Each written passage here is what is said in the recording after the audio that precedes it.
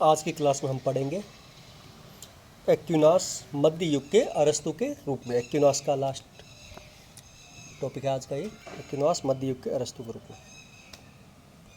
Professor maxi ने कहा था एक्विनास मध्य युग का अरस्तु है, एरिस्टोटल ऑफ मिडल एज। ऐसी क्या कारण था कि उसे मध्य युग का अरस्तु कहा गया?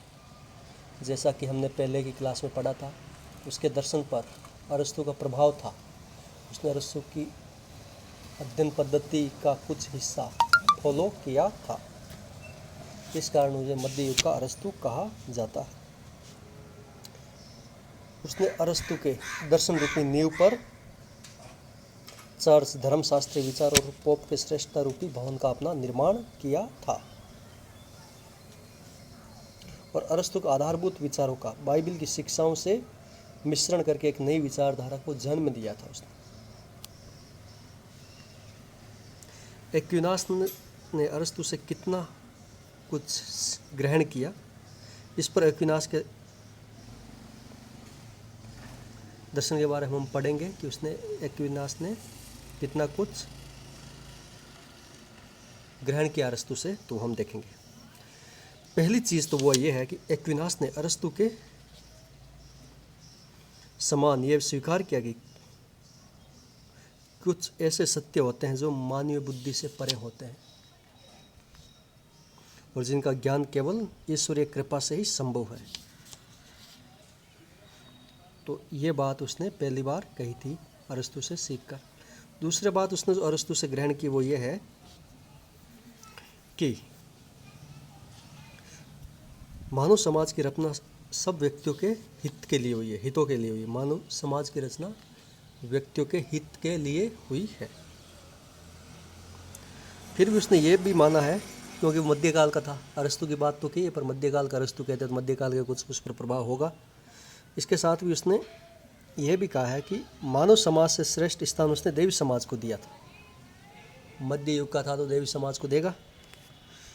थर्ड चीज़ वो यह कि अरस्तु की भांति एक्विनास ने भी राज्य को व्यक्ति के जीवन के लिए अनिवार्य मानते हुए राज्य के कार्य क्षेत्र को बहुत विस्तृत बनाने के पक्ष में था और इसलिए उसने राज्य को समस्त आर्थिक, शैक्षणिक और सामाजिक कार्य सौंपे। परंतु मध्य युग का प्रभाव था तो राज्य की श्रेष्ठता और उपयोगिता को स्वीकार करते हुए भी उसने ये बात कही कि सर्वोच्च मानवीय संस्था चर्च है, न कि राज्य। नेक्स्ट जो बात अरस्तु का उस पर प्रभाव था वो ये था कि उसने ये माना कि मानव समाज श्रेष्ठ जीवन की प्राप्ति की जाने वाली सेवाओं के पारस्परिक विनिमय की व्यवस्था है। समाज क्या है कि श्रेष्ठ जीवन, अच्छे जीवन को प्राप्त करने हेतु की जाने वाली सेवाओं के पारस्परिक विनिमय, म्यूचुअल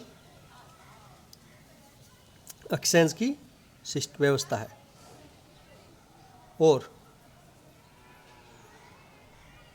नेक्स्ट बात उसने कही है कि अरस्तु की बात उसने वो ये कही है कि उसने अरस्तु के दर्शन के इस आधारभूत विचार से वो सहमत है कि राज्य एक प्राकृतिक संस्था है और मनुष्य के स्वाभाविक सामाजिक स्वभाव का परिणाम है वो, और उसका उद्देश्य नागरिकों को अच्छे जीवन की प्राप्ति में सहायता देना है। परंतु मध्यकाल का भी प्रभाव ये है उस पर कि शुभ जीवन इस प्रकार का होना चाहिए जिससे कि मोक्ष की प्राप्ति हो सके, और इसके लिए चर्च को वह आवश्यक मानता है। नेक्स्ट जो मध्यकाल का अरस्तु से कहा जाता है वो इस कारण कहा जाता है कि उसने शासन के विभिन्न रूपों के वर्गीकरण में भी अरस्तु का फॉलो किया था, अनुसरण किया था उसने। और अरस्तु की भांति ही वह सर्वहितकारी शासन प्रणाली, अर्थात जो सभी का हित करती है, उसको सबसे अच्छा और न्यायपूर्ण माना और केवल मात्र शासक का हित साधने वाली प्रणाली को निकृष्ट बताया। जो ओनली मात्र शासक का हित साधती है वो निकृष्ट प्रणाली है। और नेक्स्ट जो बात है कि उसने अरस्तु के समान ही मिश्रित शासन व्यवस्था का समर्थन किया था। जैसे अरस्तु ने मध्यम मार्ग का समर्थन किया था, मध्य वर्ग का, उसी प्रकार इसने भी मिश्रित शासन व्यवस्था का समर्थन किया था।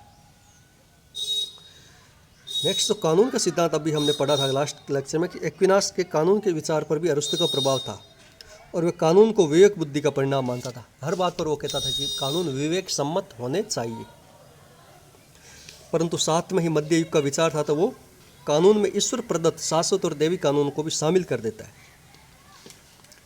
नेक्स्ट जो बात है, अगली पॉइंट है, वो ये है कि अरस्तु की नैतिकता संबंधी विचार से भी वो प्रभावित था, उसको उसने स्वीकार किया था।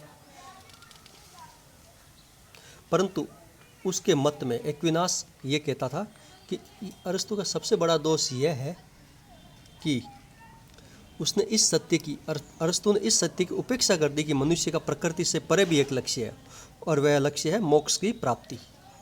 तो ये उस बात को स्वीकार करता है कि ये अरस्तु का दोष था। उसने उसका एथिक्स तो स्वीकार किया है, नीति शास्त्र को, परंतु उसके साथ इसने ये अपना मत भी ऐड किया है। तो इस प्रकार स्पष्ट है, अर्थात निष्कर्ष रूप से हम कह सकते हैं कि एक्विनास पर अरस्तु का गहरा प्रभाव था, और जहाँ उसने अरस्तु के विचारों का खंडन नहीं किया है, परंतु उन्हें पूर्ण रूप से माना भी नहीं है, सत्य भी नहीं माना है। और एक्विनास ने अरस्तु के विचारों को उसी सीमा तक सही माना है जहाँ तक श्रद्धा रहित मानव बुद्धि की पहुँच है। अर्थात मध्य युग का प्रभाव था, तो उसने वहीं तक उसको स्वीकार किया जहाँ तक वो चर्च के आगे ना जाते हो, चर्च को उल्लंघन नहीं करता हो, धर्म का उल्लंघन नहीं करता हो, श्रद्धा रहित मानव बुद्धि की पहुँच है।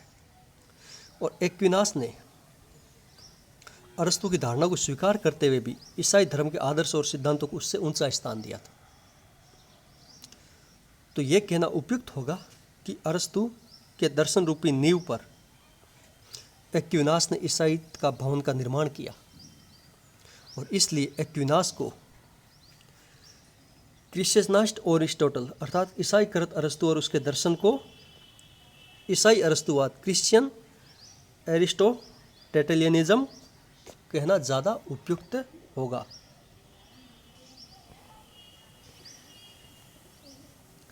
तो ये उस पर मध्यकाल का अरस्तु इस कारण उसे कहा जाता है। नेक्स्ट हम देख लेते हैं उसका कि उसका प्रमुख क्या देन थी एक्विनास की। जब हम किसी थिंकर को पढ़ते हैं तो उसका क्यों इतना पढ़ते हैं कि इसके कौन से ऐसी कार्य थे जिसकी वजह से हम उसको आज भी पढ़ते हैं। तो राजनीतिक दर्शन के इतिहास में उसकी मुख्य देन क्या थी। पहली देन तो ये थी कि उसने कानून की सर्वोच्चता का प्रतिपादन करके वैधानिक राजतंत्र की नींव डाली। वैधानिक राजतंत्र अर्थात मनमाना राजतंत्र नहीं, जो कानून और नियमों से संचालित हो सके।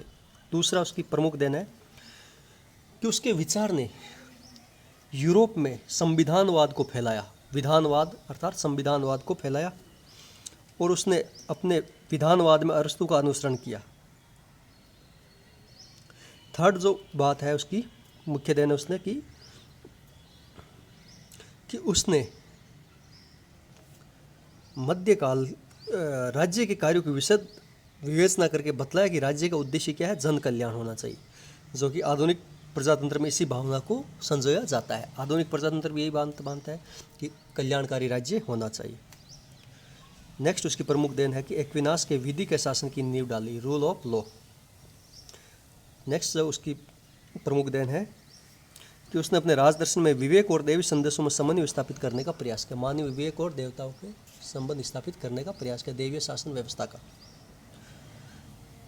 तो जैसा कि सेबाइन ने कहा है, हम भी कह सकते हैं कि एक्विनास ने एक ऐसी व्यवहारिक प्रणाली खोजने की चेष्टा की जिसके अनुसार ईश्वर, प्रकृति और मानव के मध्य घनिष्ठ संबंध हो, और जिसमें समाज एवं सत्ता एक दूसरे के साथ देने को तैयार हो। अर्थात उसने सभी चीज़ों का समन्वय स्थापित करके और मानव जीवन को सुखी बनाने का प्रयास किया था। तो ये एक्विनास के मुख्य राजनीतिक विचार, उसके मध्यकाल का अरस्तु क्यों कहा जाता है, और उसे कि प्रमुख राजनीतिक दर्शन के इतिहास में उसकी प्रमुख देन क्या थी, ये आज की क्लास में हमने जाना। आज की क्लास में बस इतना ही पढ़ेंगे।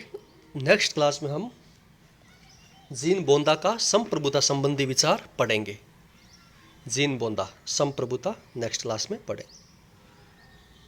बस आज की क्लास में इतना ही।